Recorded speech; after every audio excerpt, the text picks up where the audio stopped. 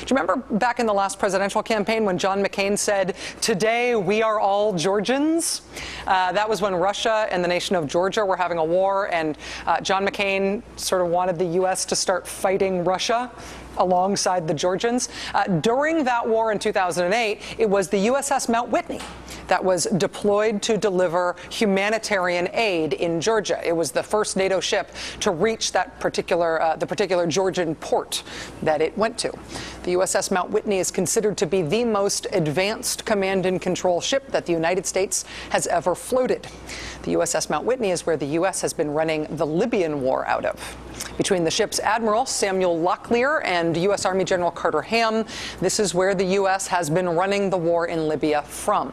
But as of last night, the USS Mount Whitney, we think, is not going to be the headquarters for the Libyan war anymore, because that war effort will now be run by NATO, both the no-fly zone part of it and the bombing Gaddafi's ground troops part of it, which they call something euphemistic like protecting civilians. The USS Mount Whitney, this particular ship named after the highest peak in the continental United States, will no longer be the place from which the Libyan war is run. But does that mean that American personnel will be doing any less of the war making in Libya? And are U.S. taxpayers going to be funding any less of the war making in Libya, even if the United States military is not running it from that particular ship? Answers to those questions are as yet unseen, but here's what President Obama promised on that score tonight in an address about Libya from the National Defense University in Washington, D.C.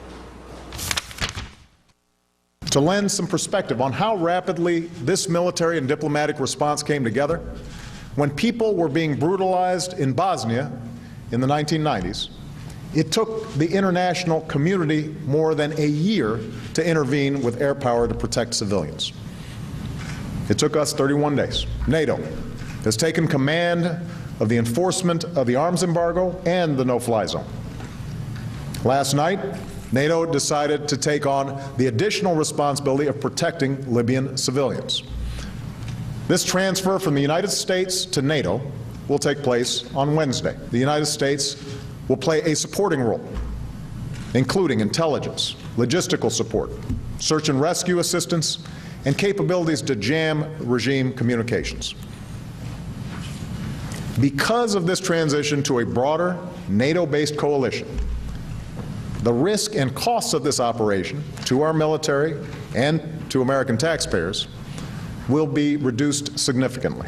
Risks and costs to the American taxpayers and to the U.S. military will be reduced significantly. The U.S. role will shift toward intelligence, logistical support, search and rescue, and jamming communications. In terms of the specifics of the reduction of the U.S. role, today brought word that one U.S. submarine that has been involved in the military effort in Libya has now been removed from the area. That is one sign that the U.S. is beginning to scale down its effort. That said, the proportion of all the air missions being flown over Libya is still substantially American.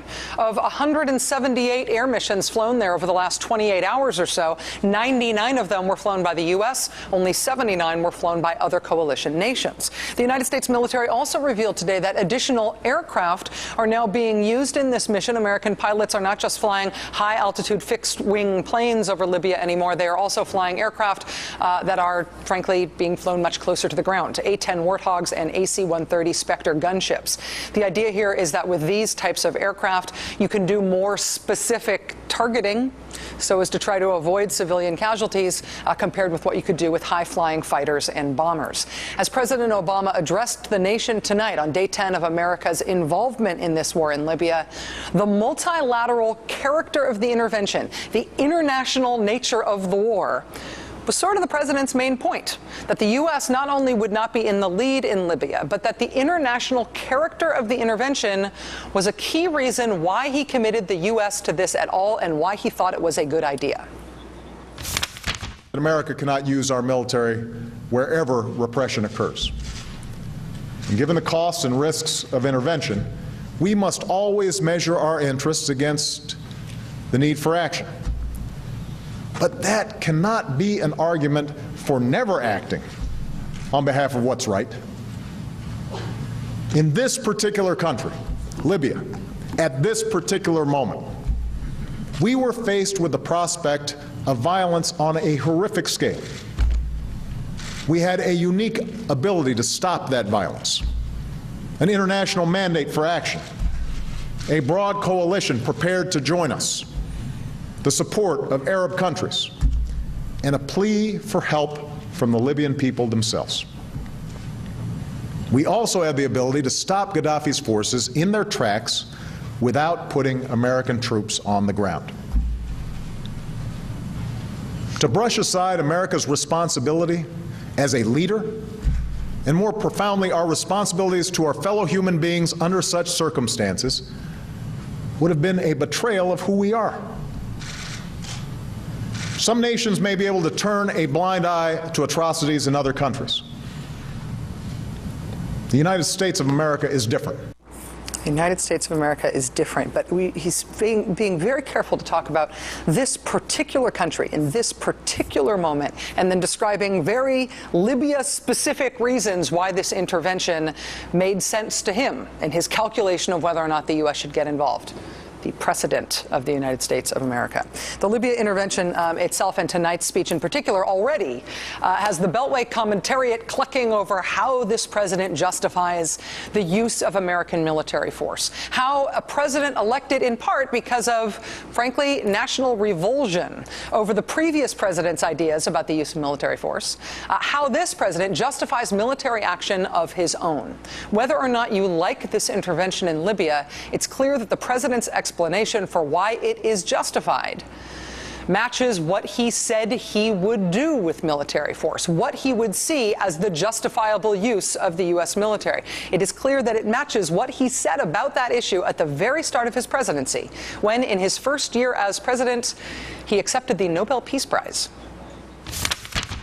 More and more, we all confront difficult questions about how to prevent the slaughter of civilians by their own government, or to stop a civil war whose violence and suffering can engulf an entire region. I believe that force can be justified on humanitarian grounds, as it was in the Balkans or in other places that have been scarred by war. Inaction tears at our conscience and can lead to more costly intervention later. And that's why all responsible nations must embrace the role that militaries with a clear mandate can play to keep the peace. America's commitment to global security will never waver, but in a world in which threats are more diffuse and missions more complex, America cannot act alone. That was President Obama speaking in 2009. America cannot act alone. Here he was tonight. We know that the United States, as the world's most powerful nation, will often be called upon to help. In such cases, we should not be afraid to act. But the burden of action should not be America's alone. 2009, America cannot act alone. 2011, the burden of action should not be America's alone. Whether you are for or against American participation in an international intervention like this war in Libya, it is the type of intervention that this president said at the outset he would favor as president. As for the differences between him and the previous guy, as for the differences between him and George W. Bush, defined sharply tonight at one point in his speech in terms of why the U.S. would not make it the goal of our war in Libya to topple the dictator there, a la Iraq. If we tried to overthrow Gaddafi by force, our coalition would splinter.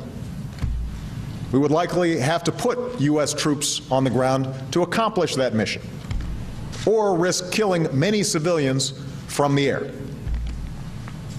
The dangers faced by our men and women in uniform would be far greater. So would the costs and our share of the responsibility for what comes next. To be blunt, we went down that road in Iraq. Thanks to the extraordinary sacrifices of our troops and the determination of our diplomats, we are hopeful about Iraq's future. But regime change there took 8 years, thousands of American and Iraqi lives, and nearly $1 trillion. That is not something we can afford to repeat in Libya. No military-imposed regime change even in the context of military intervention for other means. That is now the official policy of the United States government. Also, they're interesting that throughout the speech tonight, President Obama consistently referred to soldiers and diplomats and soldiers, talked about people using both sides of American power, using American force and using American persuasion. The elevation of the idea of diplomacy and persuasion there has been a hallmark of this presidency. It was quite literally specific and evident tonight. I think it dovetails with the president's overall point towards the end of his speech that essentially defined international persuasion and leadership as the apex of American strength. The idea that America can intervene in lots of places, but it will choose to intervene in places where it can persuade lots of other countries to come along too.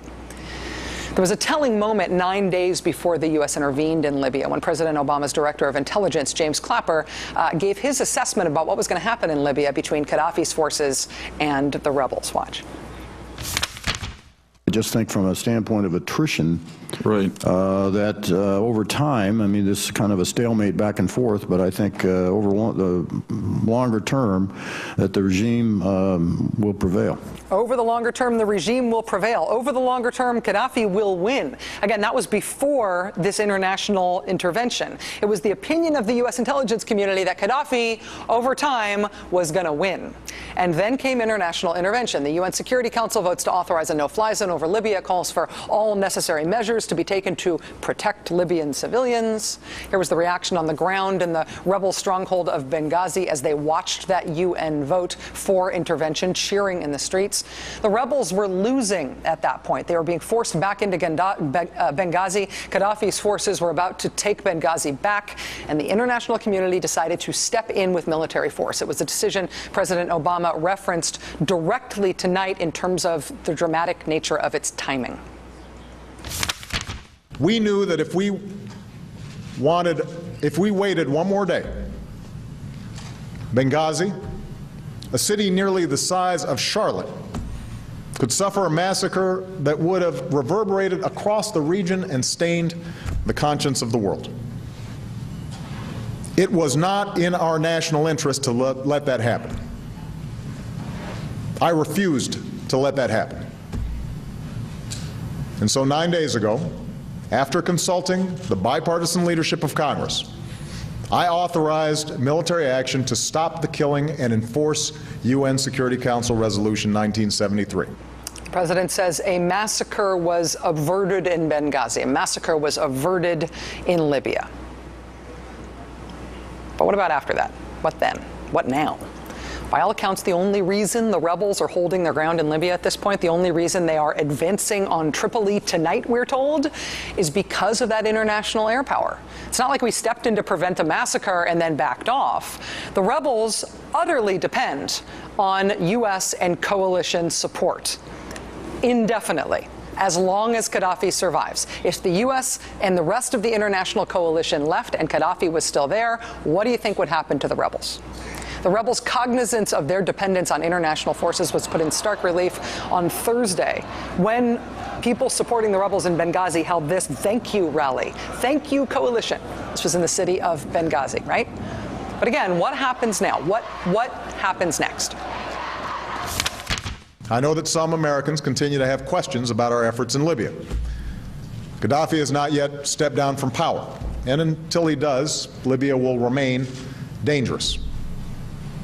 Moreover, even after Gaddafi does leave power, 40 years of tyranny has left Libya fractured and without strong civil institutions. The transition to a legitimate government that is responsive to the Libyan people will be a difficult task. And while the United States will do our part to help, it will be a task for the international community, and more importantly, a task for the Libyan people themselves. So the United States wants Gaddafi gone. The United States will not use military force to force him out. If Gaddafi is ousted, the U.S. will participate in efforts to stabilize Libya, but the U.S. will not lead those efforts. In the meantime, the United States will participate in an open-ended international intervention to stop Gaddafi, but the goal of that mission day to day and the timeline on which it will be carried out are, frankly, unknown. For all the clamoring here at home for presidential communication to the nation on this, well, you got it, America. You got the clearest possible presidential statement about the muddiest possible ongoing, indeterminate international situation, otherwise known as a war. Discuss.